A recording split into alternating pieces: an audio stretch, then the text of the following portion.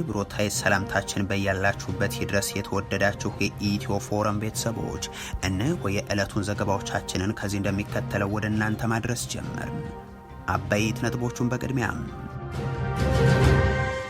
የብልጽግናው አገዛዝን በትብብር እንቀብረዋለን ሲሉ የፋኖ ወታደራዊ አዛዥ ጀነራል ተፈራ ማሞ ገለጹ።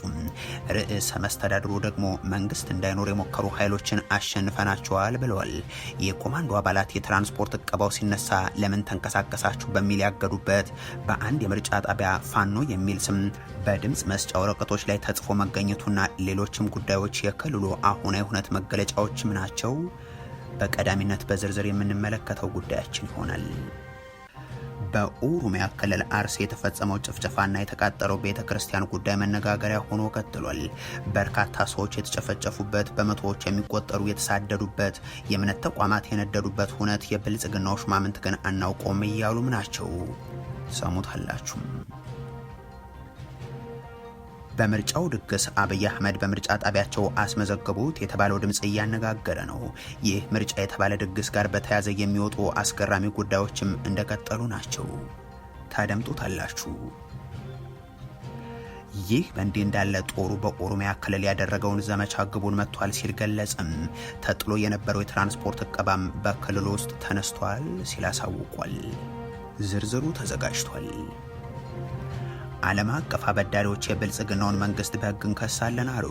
ይህ ውሳኔ የተላለፈው የ1 ቢሊዮን ዶላር የዩሮ ቦንድ ዕዳ ሽግሽግ ሀሳቡ ውድቅ ማድረጋቸውን ተከትሎ ነው። ሌላኛው መረጃችን ነው። አሜሪካና ኢራን ውጊያ ከፈቱ። በሚሳኤልና ድሮን የታገዘ ልውውጥም በሀገራቱ መካከል ተደርጓል። ኩዌትና ባህሬንም ኢላማ ሆኗል። እስራኤል በበኩሏ ከሄዝቦላህ ጋር ከፊል ተኩስ አቁም ከተስማማች በኋላ በደቡባዊ ሊባኖስ ጥቃቶችን አድርሳለች። የተወደዳችሁ የኢትዮ ፎረም ቤተሰቦች አብራችሁን ስትቆዩ እነዚህን እና ሌሎችን መረጃዎችን ታደምጣላችሁ። ሰናይ ቆይታ ይሁንላችሁ። የብልጽግናውን አገዛዝ በትብብር እንቀብረዋለን ሲሉ የፋኖ ወታደራዊ አዛዥ ጀነራል ተፈራ ማሞ ገለጹ። ርዕሰ መስተዳድሩ ደግሞ መንግስት እንዳይኖር የሞከሩ ኃይሎችን አሸንፈናቸዋል ብለዋል። የኮማንዶ አባላትና ሌሎችም የጸጥታ አካላት የትራንስፖርት እቀባው ሲነሳ ለምን ተንቀሳቀሳችሁ በሚል ያገዱበት በአንድ የምርጫ ጣቢያ ፋኖ የሚል ስም በድምጽ መስጫ ወረቀቶች ላይ ተጽፎ መገኘቱና ሌሎችም የክልሉ አሁናዊ ሁነት መገለጫዎች ናቸው። በአማራ ክልል ለቀናት የትራንስፖርት እቀባ መደረጉ በክልሉ በርካታ አካባቢዎችም በምርጫው ዕለት ውጊያዎች ሲከናወኑ መዋላቸው የሚታወስ ነው። የፋኖ ኃይሎች ምርጫውን አክሽፈነዋል በሚል መግለጻቸውም እንደዚሁ። የብልጽግናው ሹማምንት በአንጻሩ አንድ ወረዳ ካሉት 25 ቀበሌዎች በአንዱ ብቻ ምርጫ እያደረጉ ጭምር በሰላምና በስኬት ተጠናቋል ሲሉም ሰንብተዋል። ርዕሰ መስተዳደር አረጋ ከበደን በህዝቡ የተመረጠ መንግስት እንዳይኖር መጠነ ሰፊ ጥቃት በጸረ ሰላም ኃይሎች ተከፍቶብን ነበር፣ ነገር ግን ህዝቡ በነቂስ ወጥቶ መረጠን አሸነፍንም ሲሉ ገልጿል። በክልሉ ራሱ ብልጽግና ምርጫው ተደርጓል ካለባቸው ወረዳዎች ውስጥ በአንዱ የሚገኙት አርሶ አደሮች ግን እናረጋ ከበደና ተመስገን ጥሩነህ ራሳቸው ሳይቀር በድሮን ታጅበው ድምጽ የሰጡበትን ምርጫ የተባለ ድግስን እንዲህ ይገልጹታል። የምርጫ የሚባል ነገር ዛሬ አልጀመር ነው። 7ኛ ምርጫ ነበር። ግን የሰውዬ ከመጣ ወደዚህ ምርጫ ብሎ ሲዋራ ሀብረት የለውም ድርጅቱ የራሱ ድርጅት በተለይ የአማራ ተወላጅ የሆነ ነውር አያውቅም ወይ? 3 ዓመት ሙሉ ይህን ያህል በረዶ እየወረደ በአማራ ላይ ምርጫ ብሎ ማውራት ምን ማለት ነው? ይሄ ደግሞ አልሆን ቢል 25ቱ ቀበሌ ሁለቱን ቀበሌዎች ዝም ብዬ በዚህ ምክንያት ምርጫ አድርጌ ደግሞ 5 ዓመት ደግሞ እንደገና ላጥፋችሁ ከሆነ የዓለም አቀፉ ማህበረሰብስ ይጠፋሉ? ለምን ይጠፋሉ ብሎ አያስብም? እንዴት ነው? አማራም እንዳይጠፋ ኢትዮጵያም እንዳትፈርስ ቢያደርግልን ጥሩ ነው እላለሁ። አገሩ በእኛ እኮ ዛሬ በሰማነው በከባድ መሳሪያ ነው ሲተላለቅ ይዋል። የምርጫ ዕለት ያወዶ ምርጫ ነው እንዴ? የግድ ምርጫ ለነሱ ሰው የለም እንደ መጀመሪያ እንደጀመረው 5 ዓመት ገሎታል። ደግሞ እሱ ደግሞ እንጨርሰው መረጥ ነው። ይሄ ምርጫ ነው እንዴ? ይሄ ፍትሃዊ ዳኝነት ነው። በክልሉ ካለው የምርጫ ሂደት ጋር በተያዘም ምርጫ በተደረገበትና በራያ ቆቦ ቀጠና ይገኛል በተባለ አንድ ጣቢያ በድምጽ መስጫ ወረቀት ላይ በእጩዎቹ ላይ የታጣቂ ኃይሎች የፋኖ ስም ተጽፎ መገኘቱ አነጋጋሪ ሆኗል። ይህንን ተከትሎ የጸጥታ ኃይሎች በጣቢያው የተገኙ የተወሰኑ ሰዎችን አግተው አቆይተው እንደነበርም ለጉዳዩ ቅርበት ያላቸው ምንጮች ገልጸዋል።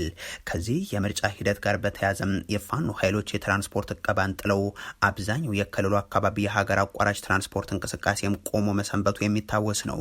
ከትናንት ጀምሮ የእገዳ መነሳቱን ተከትሎም እንቅስቃሴዎች ተመልሰዋል። ይሁን እንጂ ትናንት በሰሜን ሸዋ ዞን መርሐቤቴ ቀጠና የኮማንዶ አባላትና ሌሎችም የክልሉ የጸጥታ ኃይሎች አሽከርካሪዎችን አትንቀሳቀሱም፣ አትሄዱም በማለት ሲያስቆሙ መዋላቸውን ኢትዮ ፎረም ከአካባቢው ሰዎች ሰምቷል። ከመርሐቤቴ አለም ከተማ ወደ መራኛም፣ ከአለም ከተማ ወደ ሬማና ደራ ወደ ሌሎችም አካባቢዎች ለመንቀሳቀስ የወጡ አሽከርካሪዎች በመንግስት ወታደሮች ሲከለከሉ መዋላቸውን የገለጹ አንድ ምንጭ ዋነኛ ምክንያት የሆነው ደግሞ ስለመለፋኖ ማስጠንቀቂያ ታዛዥ ሆናችሁ ቆማችሁ ሰነበታችሁ፣ አሁን ደግሞ እኛም በተራችን እንደምንከለክላችሁ እናሳያችኋለን የሚል እንደሆነ አብራርቷል። በእንዲህ ያለ መንገድ በሁለት በኩል እየተቀጣ ያለው የአማራ ህዝብ የብልጽግና ሹማምንትም የምርጫ ቲያትራቸውን ሲተውኑበት ሰንብተዋል። ቤተሰብ አስከሬን ቤቱ ጥሎ መረጠን የተባለውን በዚሁ በሸዋ ቀጠና እንደሆነ ይታወቃል። የፋኖ ኃይሎች ወታደራዊ አዛዥ የሆኑት ብርጋዴር ጀነራል ተፈራ ማሞ ደግሞ ሲገድል ሲያፈናቅልና ሲያወድም የነበረ አገዛዝ በቅድሚያ ሰላም ስጠን በሚል በአርሶ አደሩ ቢጠየቅም አሻፈረ ብሎም ወደ ምርጫ በመግባቱ በበርካታ አካባቢዎች በተመሳሳይ ወቅት እርምጃ ወሰድን፣ አላማችንም ተሳክቷል ሲሉ ተናግሯል። በዕለቱ ያደረግነው ዘመቻ የብልጽግናው መንግስት የተሰለፈውን ኃይልን ለማዳከም ረድቷል የሚሉት አዛዡም ከጊዜ ወደ ጊዜ እየተዳከመ የመጣ ኃይል ሆኗል ሲሉም ያክላሉ። ከወራት በፊት ቀይ ባህር ነገ ዛሬ ገባለሁ ይሉ የነበሩ የብልጽግና ሹማምንት አሁን የሉም። ወትሮም በውሸት ህዝብን ለማሰባሰብ የተጠቀሙበት ነበር። አሁንም ከምርጫው መልሰኛን እናጠፋቸዋለን ብለው መዝመታቸው አይቀርም። ነገር ግን የኦሮሞ፣ የትግራይ፣ የአማራ ሌሎችም የኢትዮጵያ ህዝቦች ተባብረን እንቀብራቸዋለን የሚል ንግግርም በኤምኤስ ያቀርቡት ሰምተዋል። ጥላታችን ላይ የሚደረግ ምት ማንኛውንም ኃይል ጋር ሆነን እንመታዋለን። በቃ አሁን ለኢትዮጵያ ህዝብም ሆነ ኢትዮጵያ ውስጥ ላለ ከብልጽግና በላይ ጥላት የለው። በብልጽግና ላይ ድንጋይ ወረውራለሁ የሚል ኢትዮጵያዊ ጋር የምናደርገው ነው።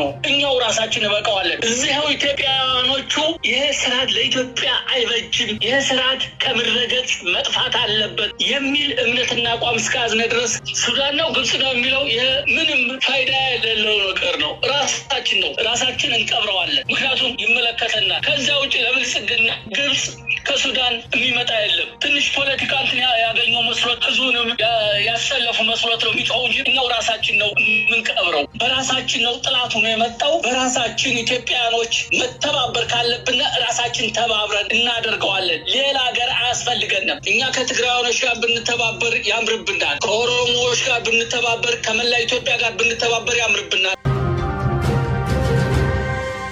በኦሮሚያ ክልል አርሲ የተፈጸመው ጭፍጨፋና የተቃጠለው ቤተክርስቲያን መነጋገሪያ ሆኖ ቀጥሏል።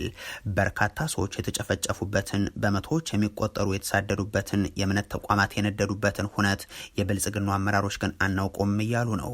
በእርግጥ በሀገሪቱ የዜጎችን ሞት፣ የህዝብን እልቂት አታዳንቁ እያሉ ለአመታት መንበር ላይ የቀጠሉት የኦህዴድ ብልጽግና ሰዎች በሀገሪቱ የተለያዩ ስፍራዎች ሰላም ጠፋም፣ በራሳችሁ ወታደሮችም በታጣቂዎችም እየተገደልን አለቅን፣ መስራትም ተሳነን የሚሉ ተደጋጋሚ ጥያቄዎች ሲነሳባቸው የለም ፍጹም ሰላም ላይ ነን፣ አንዴ ሰላም የለም ብላችሁ አእምሯችሁ ውስጥ ስላሳመናችሁ እንጂ ታሪካዊ ሰላም ላይ እንገኛለን ሲሉም ከርመዋል።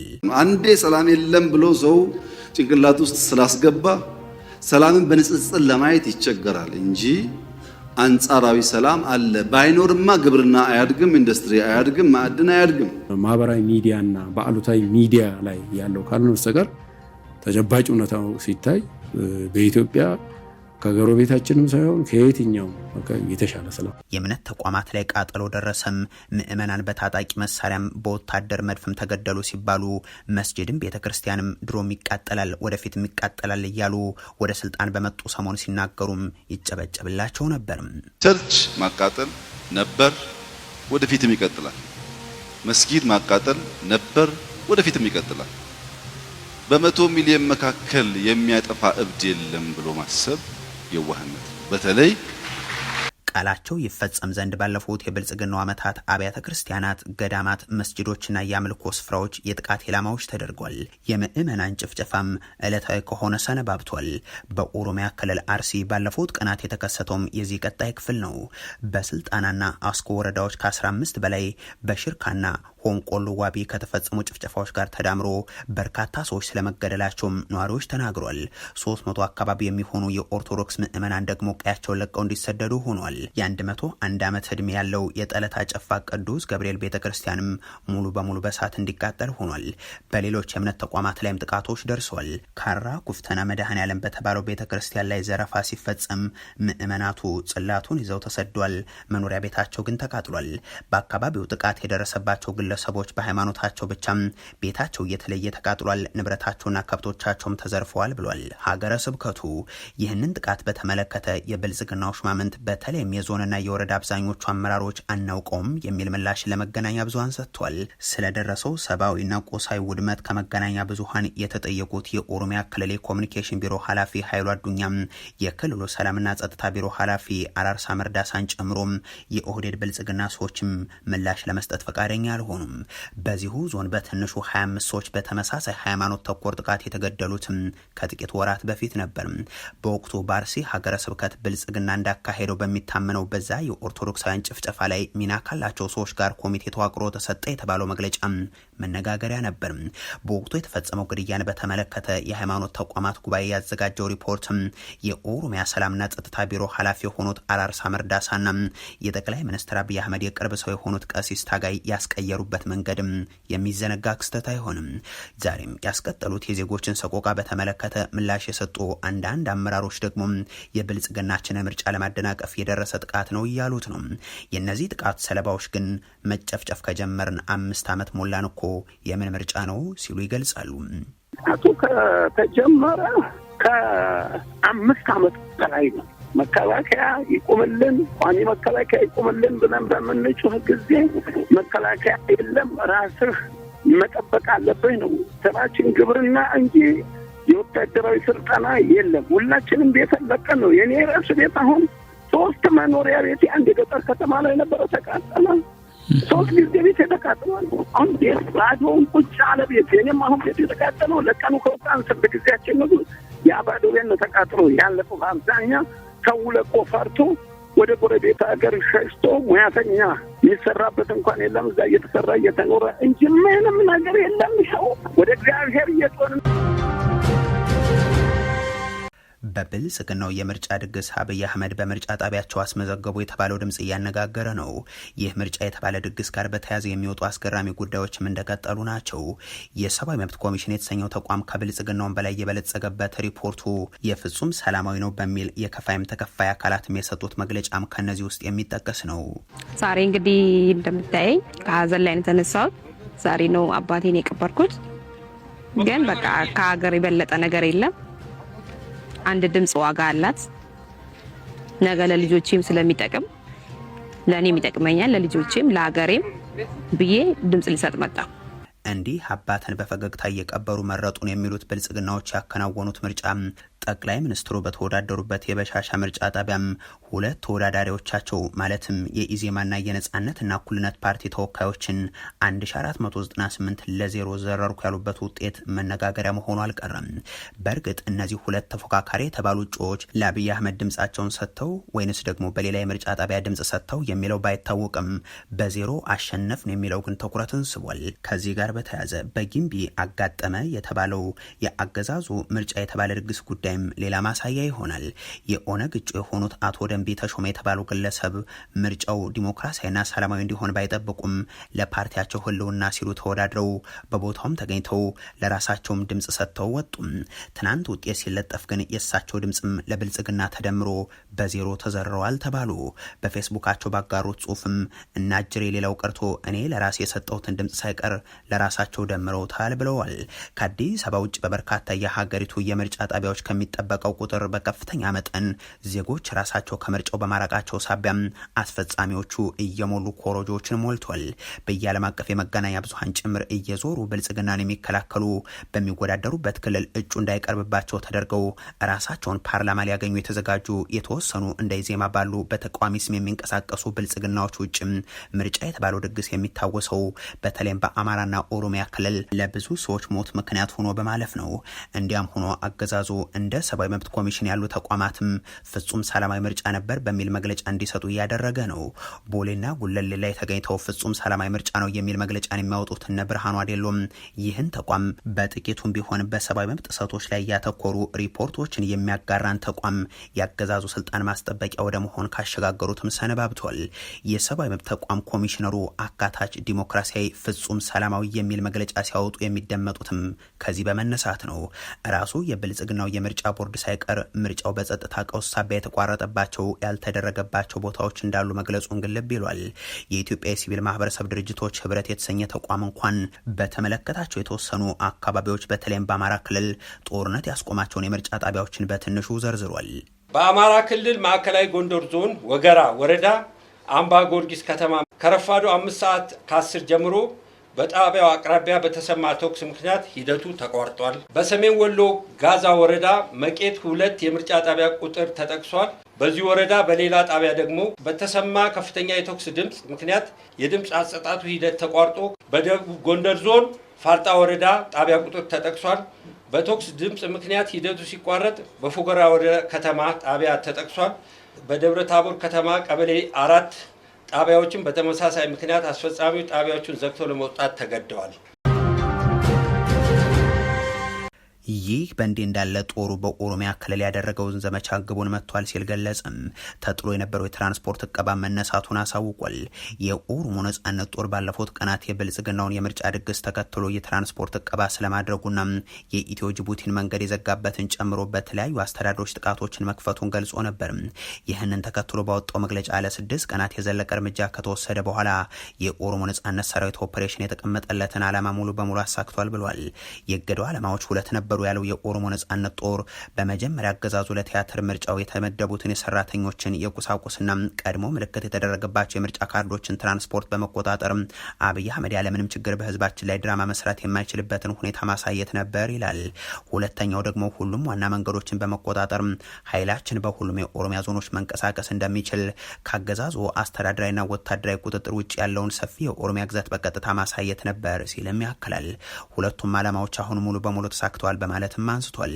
በመሆኑም አብይ አህመድ ከስሌትና ሎጂክ ውጭ የሆኑ የመራጮች ቁጥርን ለመጥቀስና የሟች ቤተሰብ ከመቅበር ይልቅ ድምፅ ለመስጠት ተሰለፈልኝ የሚሉ አስነዋሪ ልቦለዶችን ለመሸጥ ተገዷል የሚለው የነጻነት ጦሩም አገዛዙ የኦሮሞ ህዝብን ወይንም ዓለም አቀፉ ማህበረሰብን ይቅርና የራሱን ካድሬዎችን ማታለል አልቻለም። የምርጫው ህጋዊነትና ቅቡልነት የሌለው ስለመሆኑም ቀድሞውን የተደመደመ ጉዳይ ነው በማለትም ያብራራል። የሆነው ሆኖ ባለፉት ቀናት ተጥሎ የነበረው እገዳም አሁን ሙሉ በሙሉ ተነስቷል። ነገር ግን ትግላችን ይቀጥላል በሚል በመግለጫው ላይ ሰፍሯል። አሜሪካና ኢራን ውጊያ ከፈቱ። በሚሳኤል እና ድሮን የታገዘ ልውውጥም በሀገራቱ መካከል ተደርጓል። ኩዌትና ባህሬንም ኢላማ ሆኗል። በሌላ በኩል እስራኤል ከሄዝቦላ ጋር ከፊል ተኩስ አቁም ከተስማማች በኋላ በደቡባዊ ሊባኖስ ጥቃቶችን አድርሳለች። የአሜሪካ ጦር በኢራን ደሴት ላይ ራስን የመከላከል ጥቃት መፈጸሙንና ወደ መርከቦችና የባህረ ሰላጤው ሀገራት የተተኮሱ ሚሳኤሎችና ድሮኖችን መጥቶ መጣሉን ገልጿል። የአሜሪካ ማዕከላዊ እዝ ሴንትኮም በሆርሙዝ ወሽመጥና በቀይ ሸም ደሴት ላይ ኢራን ወደ መካከለኛው ምስራቅ ሀገራት ልትፈጽም የነበረውን የጥቃት ሙከራ ተከትሎ ጥቃት ሰንዝር ያለው ብሏል። ኢራን ወደ ኩዌት 2 ሚሳኤሎችን ማስወንጨፏን፣ ነገር ግን የታለመላቸው ስፍራ ላይ ሳይደርሱ መውደቃቸውን፣ እንደዚሁም 3 ደግሞ ወደ ባህሬን የተወነጨፉ በአየር ላይ እንዲከሽፉ መደረጋቸውንም አክሏል። የኢራን አብዮታዊ ዘብ በበኩሉም በቀይ ሸም ደሴት በሚገኝ የግንኙነት ማማ ላይ ለተፈጸመ ጥቃት በሰጠው የአጻፋ ምላሽ በቀጠናው የሚገኙ የአሜሪካ የጦር ሰፈሮችና ሄሊኮፕተሮችን ማጥቃቱን በሀገሪቱ የመገናኛ ብዙሃን በኩል አሳውቋል። ሴንትኮም እንደሚለው ከሆነ በቀይ ሸም ደሴት ላይ የተፈጸመው ጥቃት የኢራን ጦር የምድር መቆጣጠሪያ ጣቢያም ኢራን በቀጠና ውሃዎች ላይ የማለፍ መብት ያላቸው ሰላማዊ ባህርተኞች ላይ የተኮሰቻቸውን 3 ድሮኖችንም መጥቶ መጣሉን ይገልጻል። አብዮታዊ ዘቡ ደግሞ የሆርሙዝ ወሽመጥ ደህንነት ማወቅ ጠባጫሪነት የአሜሪካ ጦር ከባድ ዋጋ አስከፍሎታል ሲል በመግለጫው ላይ ያሳውቋል። ኢራን በተደጋጋሚ የአሜሪካ ጦር ሰፈር በሚገኙባቸው ባህሬንና ኩዌት ላይ ጥቃቶችን ፈጽማለች። ቀደም ሲል ሴንትኮም አሜሪካ የጣለችውን እገዳ ተከትሎም ወደ ኢራን እየቀዘፈ የነበረ የነዳጅ ጫኝ መርከብ ማጥቃቱንና እንዳይንቀሳቀስ ማድረጉን ገልጿል። የአሜሪካ አየር ኃይል የቦትስዋናን ሰንደቅ ዓላማ የሰቀለ ነዳጅ ጫኝ መርከብ በተደጋጋሚ የተሰጠውን ማስጠንቀቂያ ችላ ማለቱን ተከትሎ በሞተሩ ላይ ጥቃት መፈጸሙም ተነግሯል። የአሜሪካው እዝ ባወጣው መግለጫ ኮንም ከፈረንጆቹ ሚያዝያ 13 ጀምሮ አሜሪካ ወደ ኢራን ወደቦች የሚደረጉ እንቅስቃሴዎቿን ማገዷን አስታውሶ ከዛ ጊዜ ጀምሮ 122 መርከቦች አቅጣጫቸውን እንዲቀይሩና እንዲመለሱ መደረጋቸውን አሻፈረኝ ያሉትን ሞተራቸው እንዳይሰራ መደረጉን ገልጿል። ይህ በእንዲህ እንዳለ እስራኤል ከሄዝቦላህ ጋር ከፊል ተኩስ አቁም ከተስማማች በኋላ በደቡባዊ ሊባኖስ ጥቃቶችን አድርሳለች። እስራኤል በደቡባዊ ሊባኖስ የምትፈጽመው ጥቃትን የቀጠለች ቢሆንም በኢራን ከሚደገፈው ሄዝቦላህ ጋር የደረሰችውን ከፊል ተኩስ አቁም ተከትሎ በዋና ከተማ ቤሩት ላይ ጥቃት አለመፈጸሟ ግን ተነግሯል። ሊባኖስ የአሜሪካው ፕሬዚደንት ባሳለፍነው ሰኞ አመሻሽ ላይ ይፋ ያደረጉትን ስምምነት ተከትሎም ሄዝቦላህ በእስራኤል ላይ ጥቃት የማይፈጽም ከሆነ ጦሯ ቤሩትን እንደማያጠቃ በማሳወቃቸው ድብደባው አልተፈጸመም ብላለች። ኢራን በአንጻሩ እስራኤል በሊባኖስ ላይ የምትፈጽመው ጥቃት ከአሜሪካ ጋር ጦርነቱን ለማስቆም የምታደርገውን ድርድር አደጋ ላይ የሚጥል ስለመሆኑ መግለጹ አይዘነጋም። የተኩስ አቁሙ ይፋ ከሆነ በኋላ የእስራኤል ጦር ወደ ሀገሪቱ ሰሜናዊ ክፍል የተተኮሱ ተወንጫፊዎችን ማክሸፉን ይገልጻል። ሄዝቦላህ በደቡባዊ ሊባኖስ የሚገኙ የእስራኤል ኃይሎች ላይ ጥቃት መፈጸሙን የገለጸ ሲሆን እስራኤል በበኩሏ ከባድ ጥቃት ማድረሷን አሳውቃለች።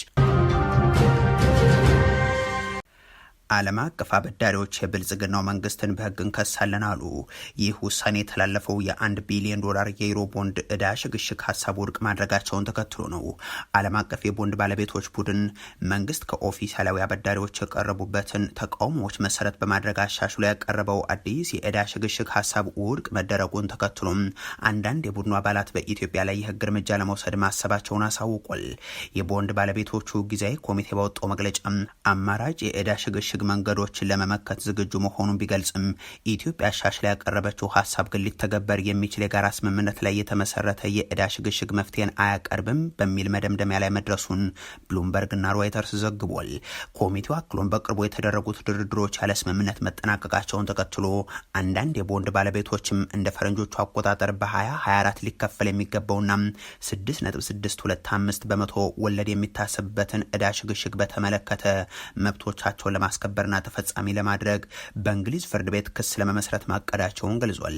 ድርድሩ ሊቋረጥ የቻለው መንግስት ከኦፊሳሊ አበዳሪዎች የቀረቡበትን ተቃውሞች መሰረት በማድረግ አሻሽሎ ያቀረበው አዲስ የዕዳ ሽግሽግ ሀሳብ አበዳሪዎች ውድቅ ማድረጋቸውን ተከትሎ ስለመሆኑ ከቀናት በፊት መገለጹ ይታወሳል። የአህመድ ሺዴ መስሪያ ቤት አሁን ንግግሩ ያለ ስምምነት ተጠናቋል ሲል፣ አብይ አህመድ ግን ከ3 ወራት በፊት በፓርላማ ውስጥ ተስማምተናል ብለው እንደነበርም ልብ ይሏል። ኢትዮጵያ በፈረንጆቹ 2023 ማጠናቀቂያ ላይ በደረሰ ባት ከፍተኛ የውጭ ዕዳ ጫና፣ የውጭ ምንዛሬ እጥረትና ከጦርነቶች ጋር በተያዙ ኢኮኖሚያዊ መናጋቶች ሳቢያ የዩሮ ቦንድ ወለድ ክፍያ መፈጸም ሳትችል መቅረቷም የሚዘነጋ አይሆንም። ይህም ሀገሪቱ ከዛምቢያና ከጋና በመቀጠል በጂ20 የጋራ ማዕቀፍ ስር የዕዳ ሽግሽግ የጠየቀች 3ኛዋ የአፍሪካ ሀገር እንድትሆን አስገድዷትም ነበር። የተወደዳችሁ የኢትዮ ፎረም ቤተሰቦች ለዛሬ ያሉን መረጃዎች ይህንን ይመስሉ ነበር። አበቃን። ቸር ያሰማን።